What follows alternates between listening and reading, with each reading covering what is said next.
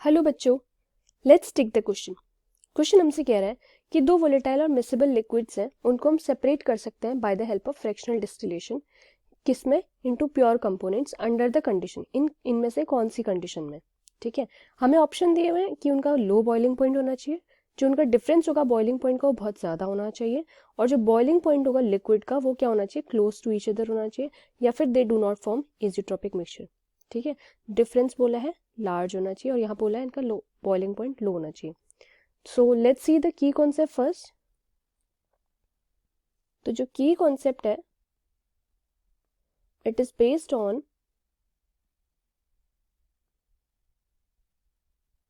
Fractional distillation. Now fractional distillation में basically हम करते क्या है? हम करते हैं कन्वर्जन करते हैं लिक्विड का वेपर में। ठीक है, लिक्विड को कन्वर्ट करते हैं वेपर में, जिसमें क्या होता है कि अगर हमारे पास दो लिक्विड्स हैं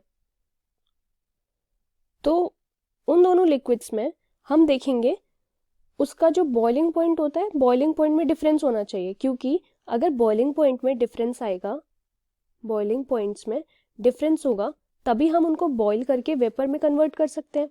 एंड हम उनको अगर बॉईल करके वेपर में कन्वर्ट कर देंगे तो उसमें भी एक चीज़ होनी चाहिए कि जैसे अगर किसी एक का बॉइलिंग पॉइंट लो है और एक का बॉइलिंग पॉइंट हाई है, तब तो हमारा एक अच्छे से बॉईल हो जाएगा एंड देन उसके बाद वो वेपराइज हो जाएगा, और जो जल्दी वेपराइज हो जाएगा वो आउट हो जाएगा तो उसकी प्योर फॉर्म में मिल जाएगी। सिमिलरली जो वेपराइज नहीं हुआ होगा उसको हम क्या कर सकते हैं, हमें उसकी प्योर फॉर्म भी मिल जाएगी। ठीक है, तो बॉइलिंग पॉइंट का डिफरेंस होना चाहिए उसमें। और जो केमिकल कंपाउंड्स होते हैं वो कैसे सेपरेट करते हैं उनको? ऐसे टेम्परेचर पे जहाँ पे जो फ्रैक्शन होता है मिक्सचर का वेपराइज कर जाएगा, जैसे कि हम इस वाले बॉइलिंग पॉइंट के केस में करते हैं। ठीक है, अगर उनका बॉइलिंग पॉइंट लो होगा तो क्या होगा कि अगर मान लो दोनों का बॉइलिंग पॉइंट लो है तो क्या होगा, तो दोनों के दोनों एक साथ वेपराइज कर जाएंगे। अब क्योंकि दोनों एक साथ वेपराइज कर जाएंगे तो उससे क्या होगा, उस समय पता ही नहीं चल पाएगा कौन सा वाला सब्सटेंस, कौन सा वाला कंपाउंड जो है वेपराइज हो गया है। तो इसलिए उनका लो बॉइलिंग पॉइंट, ये वाला कॉन्सेप्ट, ये वाला ऑप्शन तो हमारा रॉन्ग हो गया। ठीक है, फिर उसके बाद बोला है कि डिफरेंस जो होता है बॉइलिंग पॉइंट का वो ज़्यादा होना चाहिए। यार दिस इज़ ट्रू, क्योंकि अगर बॉइलिंग पॉइंट में डिफरेंस ज़्यादा होगा तभी तो लो और हाई की कैपेसिटी से तो हम बता पाएंगे।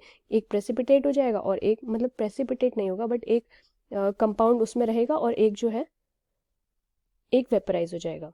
ठीक है, देन हमारे पास नेक्स्ट है जो बॉइलिंग पॉइंट होता है ना लिक्विड का, वो क्लोज होना चाहिए। ये ऑप्शन भी गलत हो गया।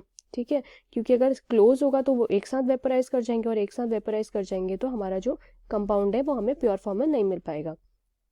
देन हमसे बोल रहे हैं कि वो एजियोट्रोपिक मिक्सचर्स फॉर्म नहीं कर रहे होने चाहिए, क्योंकि क्या होता है ना, जब बॉइलिंग पॉइंट्स नियरली सेम होते हैं, नियरली सेम,